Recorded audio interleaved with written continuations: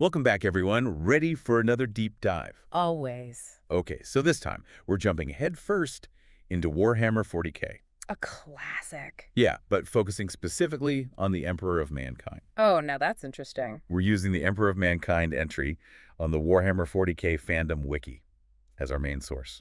Sounds good.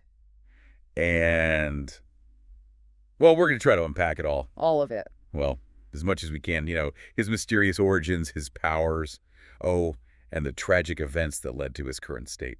You know, it's funny. The Emperor is like the most important figure in 40k, right? Totally. But his backstory is like super mysterious. It's true. The official records basically act like he just kind of popped up out of nowhere to unify Terra. Like, hey, everybody, I'm here now. Exactly. But the wiki hints at a much longer, way more interesting past. Right. Like there's this bit about him living in Anatolia as a kid. Anatolia. Yeah, in modern-day Turkey. So that suggests a human origin. At least at some point, right? Then there's this whole idea that he's the reincarnation of ancient shamans. Reincarnation. Yeah, like he absorbed their knowledge and power over thousands of years. Crazy, right? Crazy. That's a whole other level. It makes you wonder, was he always this powerful? Or did he gradually become the emperor over many lifetimes? And how did those early experiences, shape his vision for humanity? And then there's the perpetual thing. Oh, yeah. The wiki says he's effectively immortal. His cells just regenerate super fast. So who knows how long he was actually around before he, stepped onto the galactic stage. He could have been around for millennia, watching civilizations rise and fall. Exactly. Imagine the things he must have seen. Okay, so we've got this ancient, potentially reincarnated, immortal being. Quite a resume. What was his goal for humanity? Like, what was he trying to achieve? Well, according to the wiki, he wanted to unite all of humanity The whole shebang? under one banner and guide them to become the dominant species in the galaxy. That's a pretty ambitious goal. That's putting it mildly. I mean, does one person, even an immortal one, have the right to decide the fate of an entire species? Right. It makes you think. But to make his vision a reality, he launched the Great Crusade. Yeah. This massive galaxy-spanning conquest. Reclaiming lost human colonies, conquering new worlds, all to bring them into the Imperium. It wasn't just about unifying humanity. It was about reshaping the galaxy. Exactly. But here's where it gets even more interesting. To lead this crusade, he created the Primarchs. The Primarchs. 20 genetically engineered superhumans, each meant to command a legion of space marines. That's a serious power move. Right, like imagine super soldiers leading armies of other super soldiers. The ultimate army. On one hand, it makes sense. He needed a powerful force to achieve his goals. But you have to wonder, did he underestimate the potential of ordinary humans? Good point. Was he so focused on creating the perfect soldiers that he overlooked the strength in regular people? And of course, things didn't exactly go according to plan, did they? Not with the Primarch Project, no. The Chaos Gods remember them. Beings of pure warp energy. Yeah, they saw the Emperor's vision as a threat. Makes sense, they thrive on chaos. Exactly. So they messed things up, scattering the Primarchs across the galaxy. Which, is a whole other what if. Oh, absolutely. What if the Primarchs had stayed loyal to the Emperor? Would the Great Crusade have been a success? It's a fascinating thought experiment. It highlights how even the best-laid plans can go awry. Especially when dealing with cosmic forces. But there's another element to the Emperor's story. Oh. Beyond just military might and conquest, there's a deeper philosophical conflict. Right, the whole imperial truth thing. The Emperor was all about reason and logic. A man of science. He rejected religion and superstition. Thought it held humanity back. Exactly. Ah. But some, like the Primarch Lorgar, believed that faith was essential for humanity to thrive. This wasn't just a minor disagreement. It was a fundamental difference in how they saw the universe. A clash between reason and faith. And that clash had some pretty serious consequences. It's fascinating, right? Here's this incredibly powerful being advocating for Enlightenment principles. Yeah. Yet he seemed to underestimate the power of belief. The human need for something greater than themselves. And that tension, that struggle between reason and faith, played a huge role in the tragedy that was about to unfold. Horus Heresy. The Horus Heresy. Yeah. This wasn't just a little disagreement. It was a galaxy-wide civil war. Brother against brother, father against son. And it all started with Lorgar. Searching for a deity worthy of his devotion. He turned to chaos. And then he corrupted Horus, the Emperor's most trusted Primarch. Talk about a betrayal. The Emperor's own son turning against him. It's a classic Shakespearean tragedy on a cosmic scale. But the Horus Heresy was more than just a physical conflict. Oh, yeah. It was a war of ideas. Between the Emperor's vision of a rational, secular Imperium And the seductive allure of chaos. with its promises of power and transcendence. It shows that even in a galaxy-spanning empire, personal relationships and ideology can have a devastating impact. It's all connected. And as the wiki describes it, the Horus Heresy ended with a final, tragic showdown, The Emperor versus Horus. a battle for the fate of the galaxy. And the consequences are still felt today. It's a story of incredible sacrifice and loss. And it changed everything. The Great Crusade ended, and a new, darker era began for the Imperium. And the Emperor, despite his immense power, was mortally wounded. So he died. Not exactly. We'll have to talk about that next time. To keep him alive, the Emperor was interred in the Golden Throne. The Golden Throne. It's this massive life support machine. How massive are we talking? Colossal, really.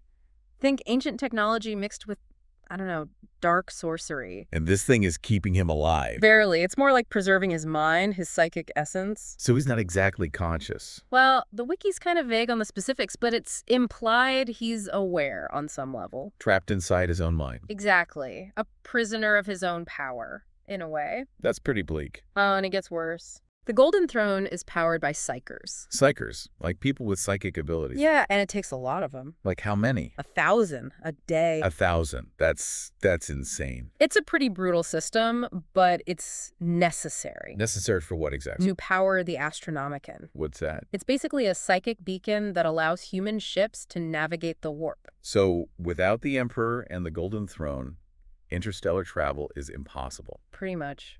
The warp is incredibly dangerous. Dangerous how? Full of chaotic energy, demons, all sorts of nasty stuff. Sounds fun. The Astronomican acts as a lighthouse, guiding ships through the storm. So the Emperor, even in his broken state, is holding the Imperium together. In a very literal sense, yes. It's tragic, really. The man who rejected godhood is now worshipped as a god. And kept alive by sacrifice. It's a pretty messed up situation all around. And what about the Primarchs? What happened to them after all this? Well, most of them died or vanished. During the Heresy. Yeah, lost to history. But there is one who returned. Really? Roboot Guilliman. Gilliam. I remember reading about him. He was resurrected, right? Yeah, after 10,000 years. And he's leading the Imperium now. He is. He's trying to reform it to make it better. I bet he's got his work cut out for. Oh, definitely. The Imperium has become stagnant, corrupt. Not what the Emperor intended, I'm sure. No, not at all. But what happens when the Emperor finally dies? The Golden Throne can't last forever. That's the big question. What happens to the Imperium, to humanity? Some believe it'll be the end. No more Astronomican, no more interstellar travel. Exactly. Back to the Dark Ages. Are there any other options? Any hope? There are whispers of something called the Star Child. What's that? No one really knows. Some say it's the Emperor's potential rebirth. Rebirth? Yeah. That's kind of hopeful, right? Maybe. But others believe it's a trap, a tool of chaos. So even the hope is tainted with uncertainty. That's 40k for you. Nothing is ever easy. I guess even with all his power, the Emperor couldn't plan for everything. Even the most powerful beings are subject to fate, to circumstance. But beyond the godhood, the battles, the galaxy-shaking events, what was the Emperor like as a person? It's hard to say. The wiki doesn't give us a ton to work with. But we do have some hints, right? Like his friendship with Malkador. Right, Malkador the Sigillite, his closest confidant. Which suggests he was capable of deep personal connections. Even with the weight of the galaxy on his shoulders. I guess even emperors need friends. It makes him seem more human, doesn't it? More relatable. It's a reminder that even the most powerful individuals crave connection, belonging. The wiki also mentions other relationships, maybe even romantic ones. Yeah, but the details are pretty sparse. It's interesting to think about, though. The personal life of the Emperor. The man behind the myth. What was he like when he wasn't leading armies or shaping the fate of humanity? I guess those stories are lost to time. Or maybe they're waiting to be rediscovered. The wiki also talks about his war gear. His legendary weapons and artifacts. Like the Emperor's sword. A blade wreathed in flames capable of cutting through almost anything. Sounds pretty badass. And then there's the Emperor's shield. Equally impressive, I'm sure. Not only does it offer protection, but it can also reflect attacks. So where are these relics now? Some are lost, others have been recovered. Like the Emperor's sword. Guilliman has that now. So the Primarch is wielding the Emperor's own blade. It's quite a powerful symbol. Of the legacy, of the burden Guilliman now carries. Exactly. He's now the one tasked with guiding humanity through the darkness. It's amazing how even the Emperor's weapons have these incredible stories attached to them. It's like they hold a piece of his essence. It makes you wonder what else is out there, waiting to be found. Lost relics from a bygone era. It's a reminder that even in a universe as vast as 40k, the past is always present. Yeah, it's like they're more than just weapons. They're artifacts. But speaking of weapons, the wiki also mentioned the Emperor's lightning claw. Oh, yeah, that one's interesting. It sounds pretty brutal. It is, like, super brutal. What can you tell us about it? It's like a claw, but augmented with energy fields. So it can, like, cut through anything? Pretty much, yeah. Armor, flesh, you name it. It's a bit different from the Emperor's sword, isn't it? Yeah, the sword is more elegant, refined. Well, the claw is just pure, raw power. Exactly. It's like a force of nature. It's interesting, isn't it? What is? The contrast between the two weapons. The sword and the claw. Yeah. Like they represent different aspects of the Emperor. You could say that. The sword for leadership, strategy. And the claw for when you just need to unleash pure destruction. Two sides of the same coin.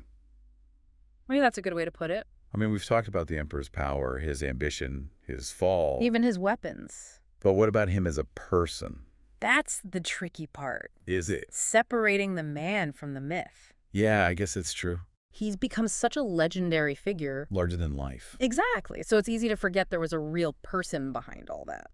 But the wiki does give us some clues, right? Like his friendship with Malkador. Right. Malkador. They were really close, weren't they? As close as you can be when you're trying to rule a galaxy. But shows that even the Emperor needed someone he could trust. Someone he could confide in. Makes him seem more human. More relatable, definitely. And the wiki mentions other relationships too. Yeah, but it's all pretty vague. Still, it's interesting to think about. What was his personal life like?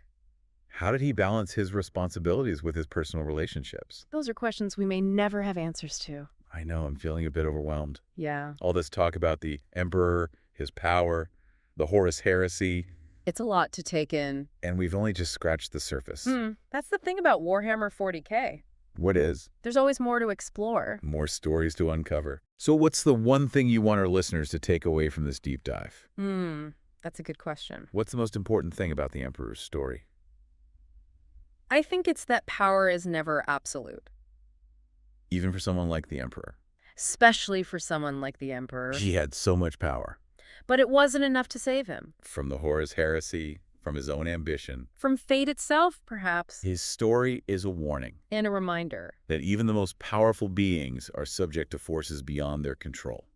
It's a good lesson for all of us, I think. So as we wrap up this deep dive, I want to leave our listeners with one final thought. Okay. If the Emperor could see the Imperium today, 10,000 years after his fall, what would he think? would he be proud of what it's become? Or horrified? It's a question worth pondering. Because it speaks to the enduring legacy of the Emperor. And the way his story continues to resonate with us all these years later. Well, on that note, I think it's time to end our deep dive. Until next time. Keep exploring, keep questioning, and keep diving deep into the endless depths of knowledge. And remember, in the grim darkness of the far future, There's only war.